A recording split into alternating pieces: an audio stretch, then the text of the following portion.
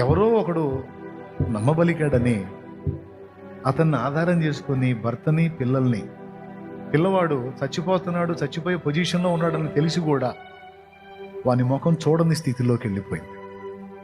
భర్తని బిడ్డలను వదిలేసి ఆకర్షణలకు లోనై పరపురుషుడికి వెళ్ళిపోయింది. పచ్చని జీవితం నాశనం చేసుకుంది. ఎవరిని ఆధారం చేసుకుంది? అక్రమ సంబంధాన్ని, తప్పుడు నడతను ఆధారం చేసుకుంది. కడతేరిద్దా? ఈరోజు ప్రేమగా చేర్చుకున్న రేపు ఏమడుగుతాడు తెలుసా? కట్టుకున్న భర్తని, పసి బిడ్డల్ని అంత కిరాతకంగా వదిలి నా దగ్గరకు వచ్చిన దానివి నాకు మాత్రం నమ్మకంగా ఉంటావని గ్యారెంటీ ఏమిటే?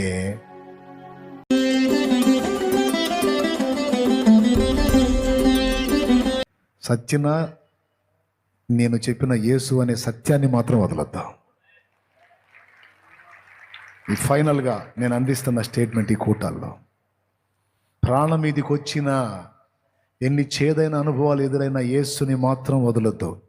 కొన్నిసార్లు నీ విశ్వాసాన్ని పరీక్షించడానికి కొన్ని శ్రమలు రానియొచ్చు, అయినా నిలవడు. ప్రార్థనే చేయి, ఆయనే రప్పిస్తాడు, ఆయనే తప్పిస్తాడు. ఓకేనా? అంతేగాని ఆయన మాత్రం యేసులో నిలిచి ఉన్నంత వరకు పరలోకం గ్యారంటీ. యేసును విసర్జించి పక్కకి వెళ్ళిపోతే నరకం గ్యారంటీ. ఓకేనా? రైట్, అయిపోయింది. ఇక రెండో ఆధారం, నీ దేవుడు మొదట, తర్వాత నీ రెక్కలే నీకు ఆధారం. ఇది ముగింపు. ఒక్కొక్క ఆడపిల్ల భర్తను ఆధారం చేసుకుంటుంది, కానీ ఊహించదు.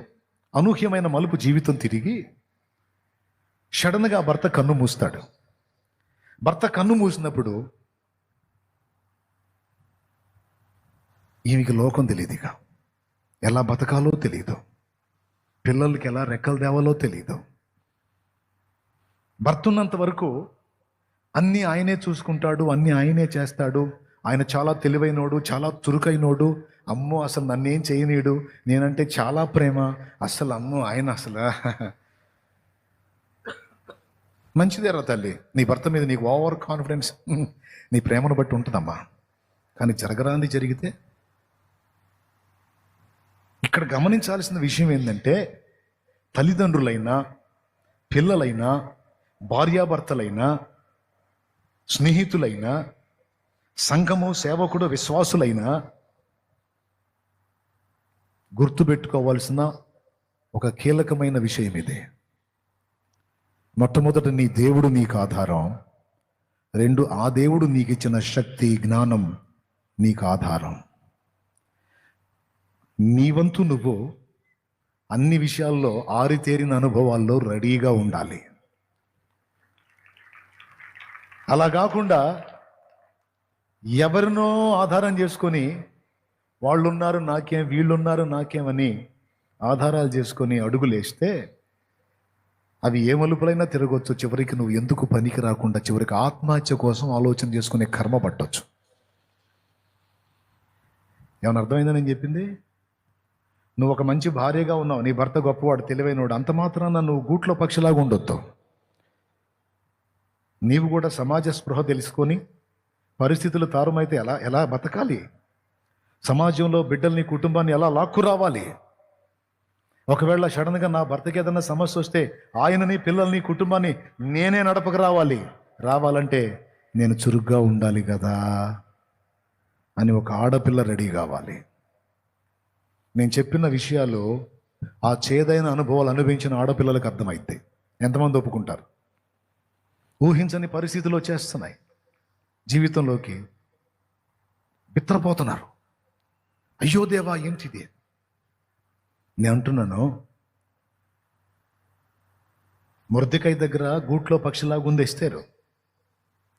కానీ ఒక సమయం వచ్చింది, ఎస్తేరు మంచి అవకాశం వచ్చిందిరా, అహస్వేరోషుకు భార్య అయ్యే ఛాన్స్, నువ్వంటే వెళ్దుగానే వెళ్ళింది. అప్పటిదాకా ఆయన ఇంట్లో గూట్లో బతికిన ఎస్తేరు ఒకసారిగా పోటీలోకి వెళ్ళి ఓడిపోలా, గెలుచుకొచ్చింది. 127 సంస్థానాలకు రాజు వాని హృదయాన్ని కొట్టింది.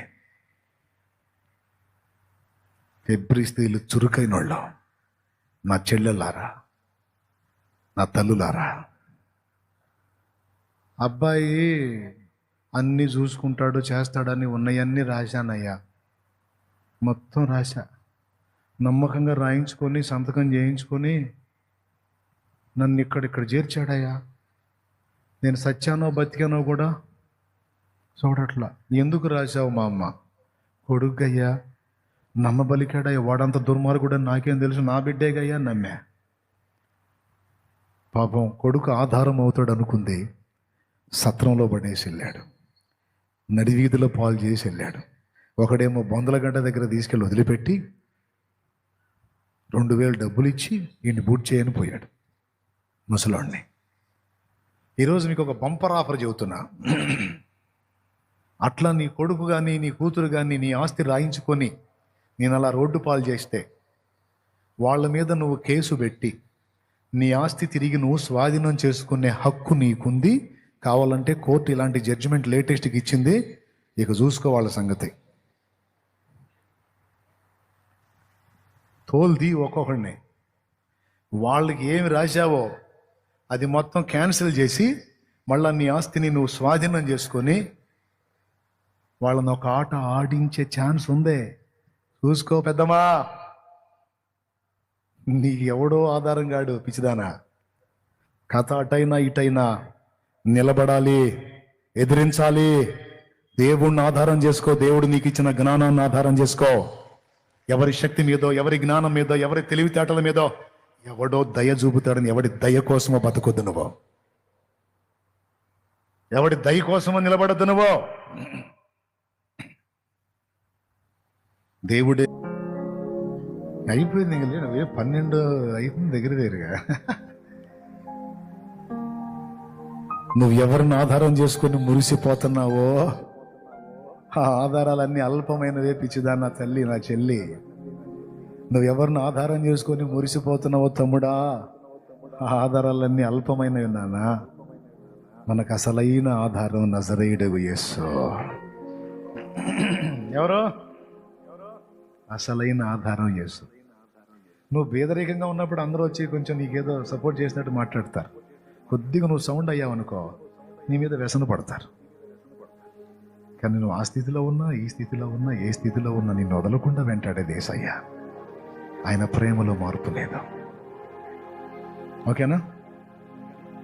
దైవభక్తి సాధనలో దైవజనుడా, నీకు నువ్వే సాధకం చేసుకో. నీ ఆత్మీయ బిడ్డలకు కూడా ప్రజల్ని నీకు కనెక్ట్ చేసుకోవద్దు, పెద్ద తప్పది.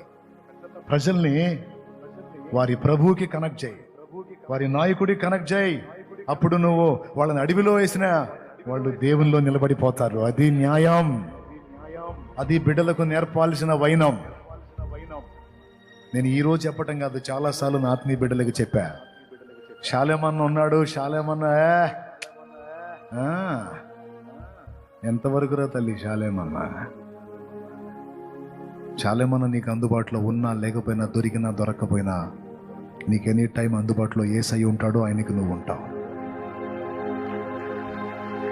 నువ్వు ఆయన్ని ఆధారం చేసుకొని నిలబడు. ఆయన ఇచ్చిన దైవజనుడు తాత్కాలిక కొమ్మలాంటోడు. ఆ కొమ్మ ఉన్నా ఇరిగినా నువ్వు నీ రెక్కల మీద ఆకాశానికి ఎగరగలగాలి. తమ్ముడా, జాగ్రత్త పడతావా? మళ్ళీ అప్పుడంటే కాసేదో ఆ రోజు వాక్యం విని బాప్తిజం పొందాను, కానీ తర్వాత ప్రోత్సహించేవాళ్ళు ఎవరు లేరన్నా నన్ను, అందుకని నేను మళ్ళా పాపంలో పడ్డాను. అలా ఆ డైలాగు నువ్వు వాడొద్దనే ఈ ముచ్చటంతా చెప్పా. ఇంత విన్నా కూడా నువ్వు ఆ డైలాగ్ వాడే పరిస్థితి తెచ్చుకోవద్దు. ప్రార్థన చేసుకో, రోజు వాక్యం చదువుకో, ప్రతిరోజు యేసయ్యతో కలుసుకో, యేసయ్యతో మాట్లాడు. నీకు అర్థం కాకపోతే ఆయనకి చెప్పు, ఆయన నీకు ఐడియా ఇస్తాడు, మెరిపిస్తాడు. నువ్వేం చేయాలో నీకు చెప్తాడు, నువ్వు ఏ స్టెప్ తీసుకోవాలో నీకు నేర్పిస్తాడు. సూపర్, మంచి సలహాదారుడు. ఆయనతో కనెక్ట్ అయిపో. అమ్మా నేను ఉంటాను, మీ అందరికి చెప్పా కదా, నాకు చెప్పేవాడు ఎవరమ్మా? ఆయనే. నేను ఆయన్నే ఆధారం చేసుకున్నానమ్మా, ఆయన్నే. ఎవరున్నా లేకున్నా, ఏమైనా కాకున్నా, నీతోనే నా పయనము.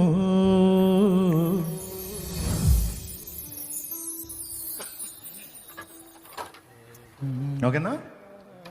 నీ ప్రేమ ప్రాకారము యేసయ్య, నీ పొందు నా భాగ్యము.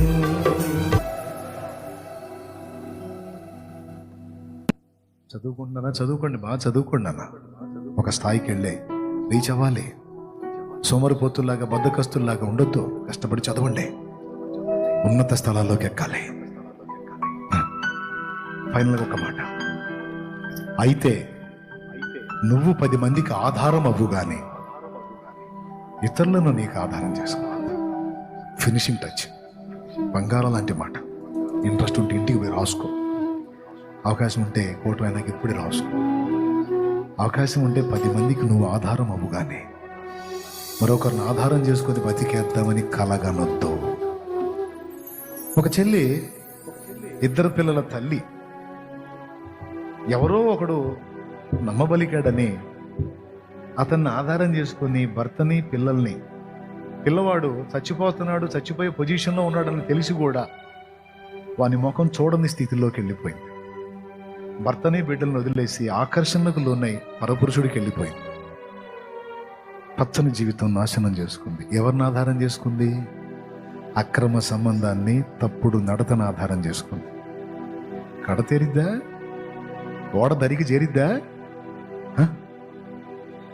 ఈరోజు ప్రేమగా చేర్చుకున్న రేపు ఏమడుగుతాడు తెలుసా?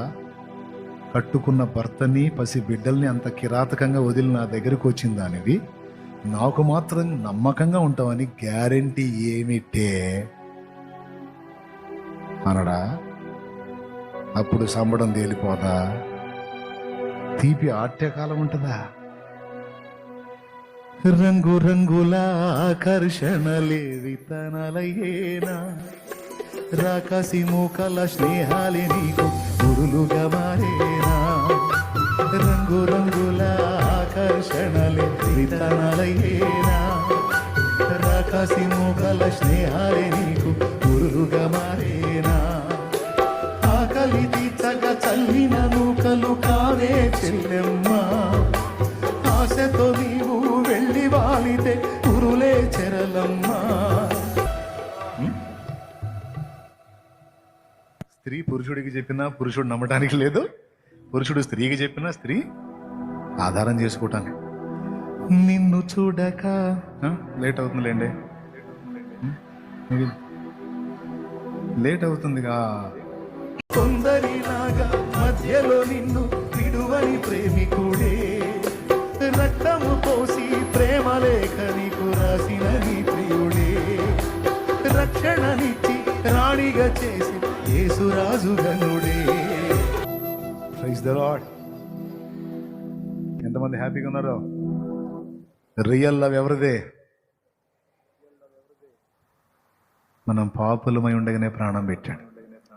మనం అందంగా ఉంటే, ఆకర్షణీయంగా ఉంటే, మంచిగా ఉంటే, సౌండ్లో ఉంటే, టాలెంట్స్లో ఉంటే, మంచి హోదాలో ఉంటే లవర్స్.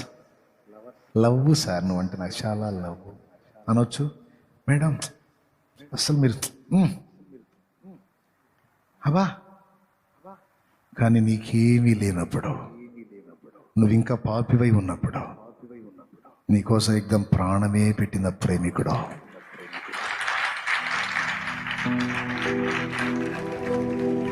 చాలడా ఆయన మనకి? పసిబిడ్డల జీవితాలు అన్యాయం చేసి కమ్మని కుటుంబాన్ని నాశనం చేసుకుని ఆడపిల్లలు ఎంతమంది బలయ్యారు?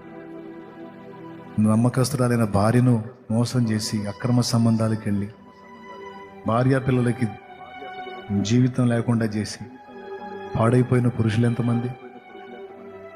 ఎవరిని ఆధారం చేసుకోవద్దు నాన్న.